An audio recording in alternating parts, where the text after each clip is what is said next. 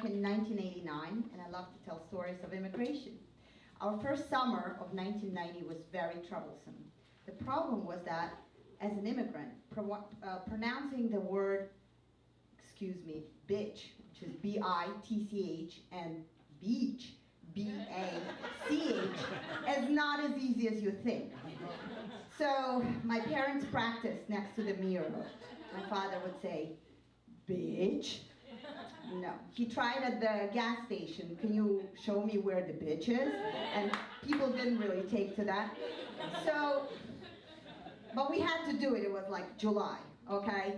So we got into the car, and you know, the time before Google Maps, so we drove to the gas station, and you know, it was time, so my father's like, can you show me the bitch? So the man just ran off.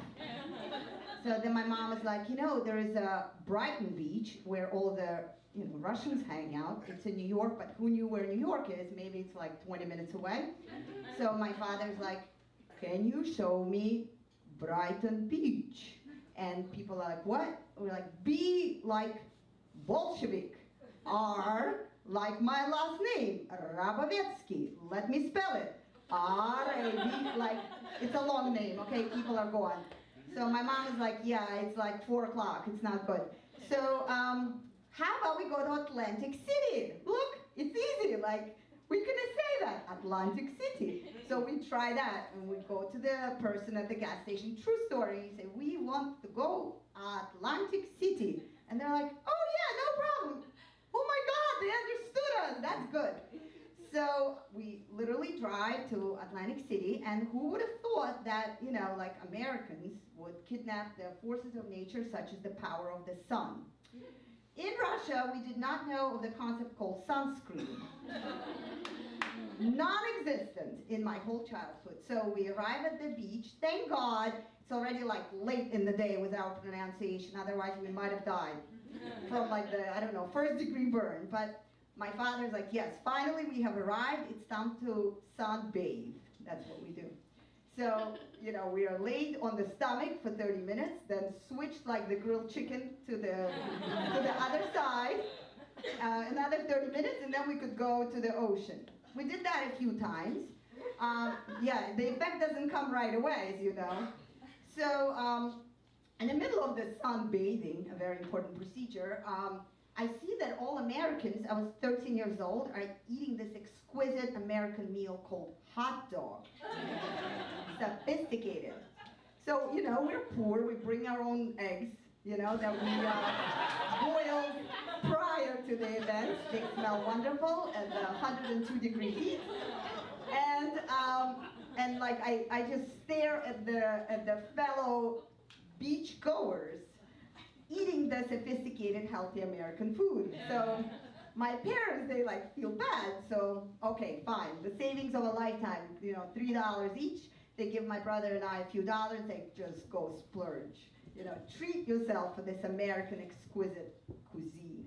So we march to the boardwalk of an Atlantic City and we buy the hot dog, my first one. The forces of nature of seagulls. Just to give you a little heads up, guys. True story, okay? I'm still in therapy. It hurts. So, yeah, so my brother is 5, so he like devours this exquisite food. Meanwhile, I talk to it, I walk, I look at it, I'm thinking, you know, I have to get used to it. Who knows when I'll have another one, right? It's like $2.50. It's a lot. So as I arrived at the beach, my parents, they see this family of seagulls, maybe immigrants too, who knows. They swirl above me, and I don't see it because you don't look up. I'm looking at the hot dog covered with mustard and ketchup. So, like, I see my mom, her like jaw drops. She's shocked. She knows what's going to happen, and this seagull just attacks this hot dog laying there on this poor, you know, plate that's made out of like this cheap paper. And it just takes away the hot dog from the bun. And I remember, I just literally stood there, and that was like the first real trauma of my life. Forget immigration. Thank God, guys, that this happened, because the rest of the day, the burns of my physical body that I have sunbathed so thoroughly in the American sun was not as difficult to bear because my emotional pain, was also like conflicting with the physical pain. So my first forces of nature encounter in America taught me 2 lessons. Protect yourself from the evil forces of the world and enjoy your life in the moment, because who knows who will take away your hot dogs of life. Thank you.